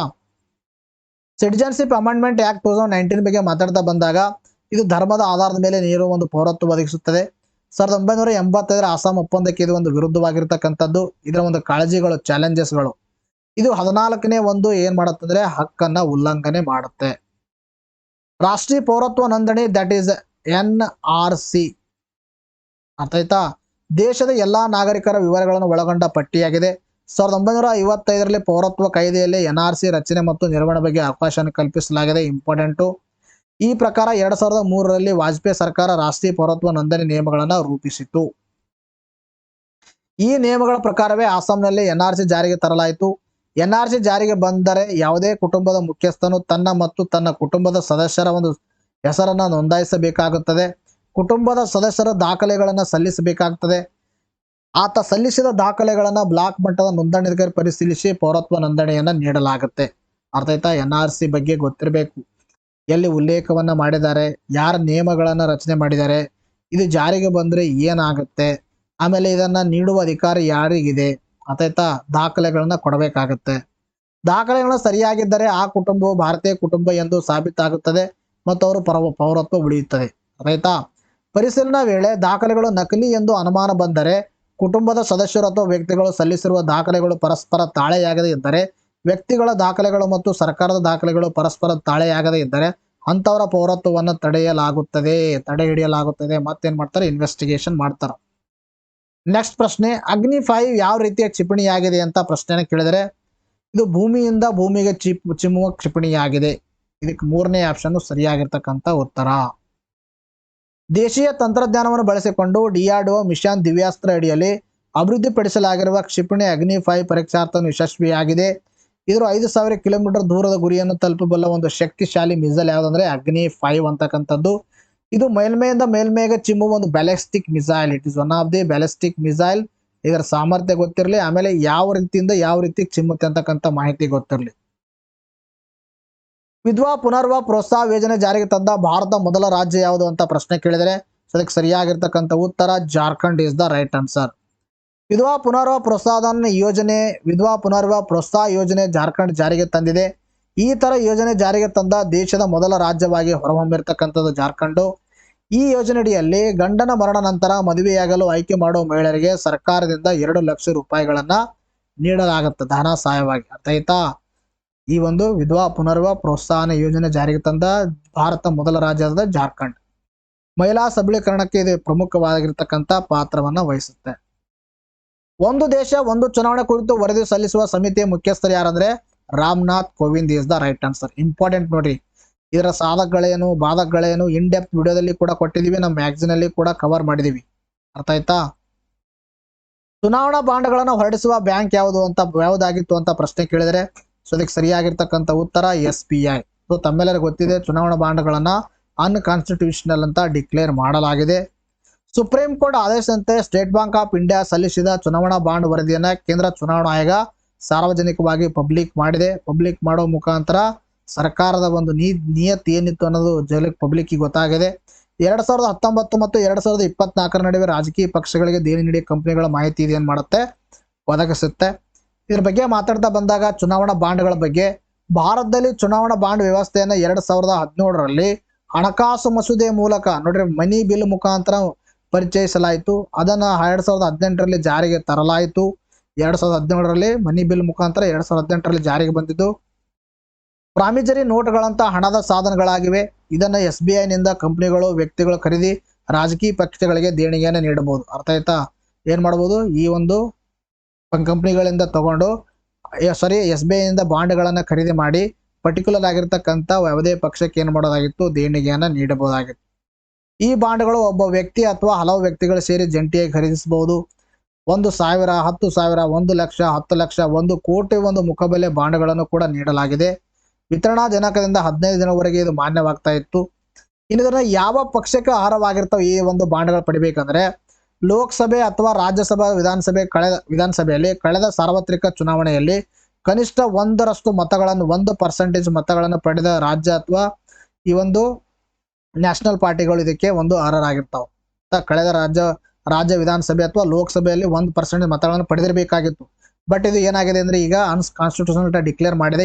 ಆದ್ರೂ ಕೂಡ ನೆನಪಲ್ಲಿ ಇಟ್ಕೋಬೇಕು. ಜನತಾ ಪ್ರಾತಿನಿಧ್ಯ ಕಾಯ್ದೆ 1951ರ ಸೆಕ್ಷನ್ 29 ಅಡಿಯಲ್ಲಿ ನೋಂದಾಯಿಸಲ್ಪಟ್ಟ ಒಂದು ರಾಜಕೀಯ ಪಕ್ಷಗಳಿಗೆ ಮಾತ್ರ ನೀಡಲಾಗಿರ್ಬೇಕು. ಅಂದ್ರೆ ಏನಂದ್ರೆ ಒಂದು ನೋಂದಾಯಿಸಿರ್ಬೇಕು ಆ ಪಕ್ಷ. ಆಮೇಲೆ ಕಳೆದ ಒಂದು ವಿಧಾನಸಭೆ ಮತ್ತು ಲೋಕಸಭಾ ಚುನಾವಣೆಯಲ್ಲಿ 1% ಮತವನ್ನ ಪಡೆದಿರಲೇಬೇಕು. PM ಸ್ವರಾಜ್ ಯೋಜನೆ ಅನುಷ್ಠಾನಗೊಳಿಸುವ ಸಚಿವಾಲಯ ಯಾವುದು ಅಂತ ಪ್ರಶ್ನೆ ಕೇಳಿದರೆ ಅದಕ್ಕೆ ಸರಿಯಾಗಿರ್ತಕ್ಕಂಥ ಉತ್ತರ ಸಾಮಾಜಿಕ ನ್ಯಾಯ ಮತ್ತು ಸಬಲೀಕರಣ ಸಚಿವಾಲಯ. ಇದನ್ನ ಸಾಮಾಜಿಕ ನ್ಯಾಯ ಮತ್ತು ಸಬಲೀಕರಣ ಸಚಿವಾಲಯ ಅನುಷ್ಠಾನ ಮಾಡುತ್ತೆ. ಇದು ಒಂದು SC/ST ಒಂದು ಸಂಬಂಧಪಟ್ಟಿರ್ತಕ್ಕಂಥ ಪೋರ್ಟಲ್ ಆಗಿದೆ. ಇದರ ಒಂದು ವಿಸ್ತೃತ ರೂಪ ಪ್ರಧಾನ ಮಂತ್ರಿ ಸಮಾಜಿಕ ಉತ್ಥಾನ್ ಆಧಾರಿತ ಒಂದು ಜನ್ ಕಲ್ಯಾಣ ಇದರ ಒಂದು ವಿಸ್ತೃತ ರೂಪ. ಲಿಮಿತೆ 2024ರಲ್ಲಿ ಭಾಗವಹಿಸಿದ ದೇಶಗಳು ಯಾವುವು ಅಂದ್ರೆ ಭಾರತ ಮತ್ತು Seychelles is the right answer. Vladimir Putin ಯಾವ ದೇಶದ ಅಧ್ಯಕ್ಷರಾಗಿ ನೇಮಕಗೊಂಡಿದ್ದಾರೆ ಅಂತ ಪ್ರಶ್ನೆ ಕೇಳಿದರೆ ಇದಕ್ಕೆ ಸರಿಯಾಗಿರ್ತಕ್ಕಂಥ ಉತ್ತರ ರಷ್ಯಾ. ವಿಶ್ವ ಗ್ರಾಹಕ ಹಕ್ಕುಗಳ ದಿನವನ್ನು ಯಾವಾಗ ಆಚರಿಸಲಾಗುತ್ತದೆ ಅಂತ ಪ್ರಶ್ನೆ ಕೇಳಿದರೆ ಅದಕ್ಕೆ ಸರಿಯಾಗಿರ್ತಕ್ಕಂಥ ಉತ್ತರ ಮಾರ್ಚ್ 15. ಈ 2024ರ ಥೀಮ್ ಏನಾಗಿತ್ತಂದ್ರೆ fair and responsible all consumers ಅಂತಕ್ಕಂಥದ್ದು.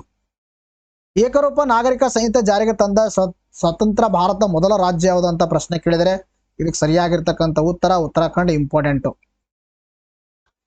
ಉತ್ತರಾಖಂಡ್ ಪುಷ್ಕರ್ ಸಿಂಗ್ ಧಾಮಿ ಸರ್ಕಾರದ ಒಂದು ತಂದಿದೆ ಏಕರೂಪ ನಾಗರಿಕ ಸಂಹಿತೆ ಯೂನಿಫಾರ್ಮ್ ಸಿವಿಲ್ ಅರ್ಥಾತ್ UCC ಕಾಯ್ದೆಗೆ ರಾಷ್ಟ್ರಪತಿ ದ್ರೌಪದಿ ಮುರ್ಮು ಅವರು ಸಹಿ ಹಾಕಿದ್ದಾರೆ.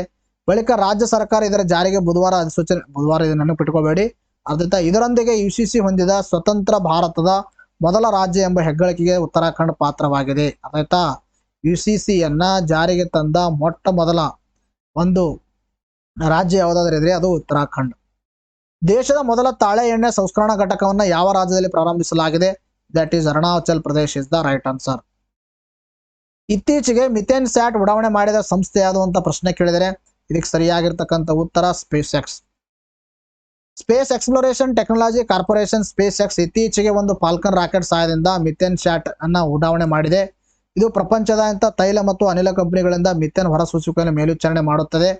ಮಿಥೇನ್ ಹೊರಸೂಸುವ ಗುರಿಗಳನ್ನು ಪೂರೈಸಲು ಇದು ಸಹಕಾರಿಯಾಗಿತ್ತು. ಇಂಪಾರ್ಟೆಂಟ್ ಮಿಥೇನ್ ಶಾಟ್ ಅಂತಕ್ಕಂಥದ್ದು ಲಾಂಚ್ ಮಾಡಿದೆ ಯಾವುದು? Space X. ಇದರ ಒಂದು ಅಡ್ವಾಂಟೇಜ್ ಏನಂದ್ರೆ ಪ್ರಪಂಚದಾದ್ಯಂತ ತೈಲ ಮತ್ತು ಅನಿಲ ಕಂಪನಿಗಳಿಗೆ ಇದು ಸಹಕಾರಿಯಾಗುತ್ತೆ. ಮಿಥೇನ್ ಹೊರಸೂಸುವಿಕೆ ಎಲ್ಲಿ ಹೆಚ್ಚಾಗಿದೆ, ಎಲ್ಲಿ ಕಡಿಮೆ ಆಗಿದೆ, ಎಲ್ಲಿ ಖನಿಜಗಳಿದಾವೆ, ಮಿಥೇನ್ ರಿಲೇಟೆಡ್ ಎಲ್ಲಿ ಒಂದು ಸೋರ್ಸಸ್ಗಳಿದಾವೆ ಅಂತಕ್ಕಂಥ ಬಗ್ಗೆ ಅನ್ವೇಷಣೆ ಮಾಡಕ್ಕೆ.